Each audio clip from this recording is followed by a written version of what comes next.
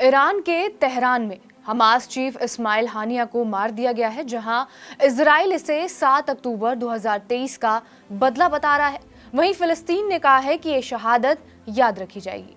Israel ने 7 अक्टूबर के हमले को इस्माइल हानिया का दिमाग और कई महीनों तक हमास के कमांडरों के साथ साजिश बताया था।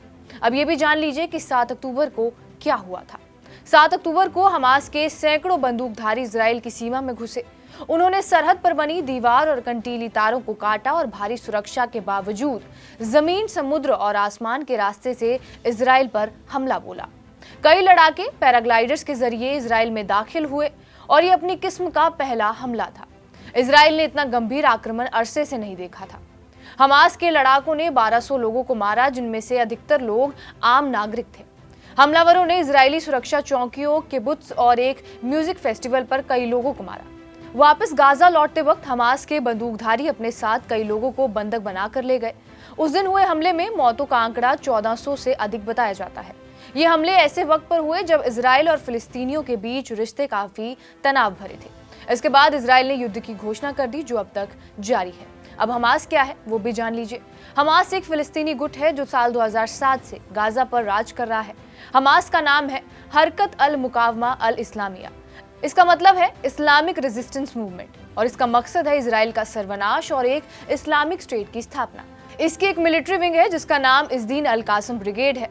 अल कासम ब्रिगेड के 30,000 सदस्य बताए जाते हैं और हमास ने गाजा में सत्ता में आने के बाद इजराइल के साथ कई युद्ध लड़े हैं। वो अक्सर हजारों रॉकेट इजराइल की ओर दागते रहते हैं। जवाबी कार्रवाई में इजराइल ने हमास पर कई बार हवाई हमले किए हैं।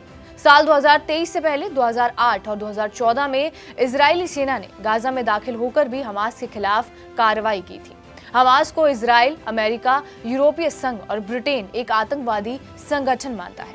वहीं ईरान इस ग्रुप का हिमायती है और वो इसे फंड देने के अलावा हथियार और ट्रेनिंग भी मुहैया करवाता है। गाजा पट्टी 41 किलोमीटर लंबी और 10 किलोमीटर चौड़ा इलाका है और इसके दक्षिण में मिस्र और पश्चिम में भूमध्य सागर, बाकी दिशाओं में ये इजराइल से घिरा हुआ है।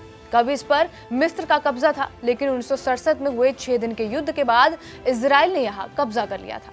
इजराइल ने 2005 में यहाँ से अपने सैनिक और करीब 7,000 यहूदी वंशज बाहर निकाल लिए थे और गाजा में 22 लाख लोग रहते हैं। ये दुनिया की सबसे घनी आबादी वाली संकरी पट्टी है। संयुक्त राष्ट्र के अनुसार इन 22 लाख लोगों में से सिर्फ 10,70,000 लोगों को ही शरणार्थी का दर्जा मिला हुआ है।